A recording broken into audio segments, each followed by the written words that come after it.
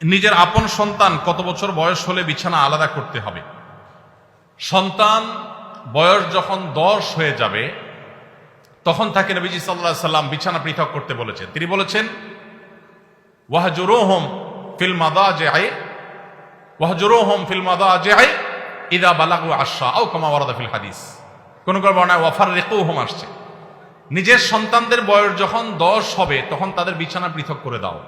এক কম্বলে কাঁথার নিচে দুজন ঘুমাবে না, তখন আলাদা আলাদা হবে। যদি বিছানা পৃথক করা বলতে আলাদা খাট, আলাদা চকিতে শোয়ানোর মতো আর্থিক সঙ্গতি না থাকে, তাহলে একই কক্ষেও যদি থাকে তো মাঝখানে পার্টিশন থাকবে, কোলবালিশ যাতে কিছু থাকবে, আলাদা কম্বল কাঁথা থাকবে, একই কাপড়ের ভিতরে বা একই কাপড়ের নিচে ঘুমাবে না।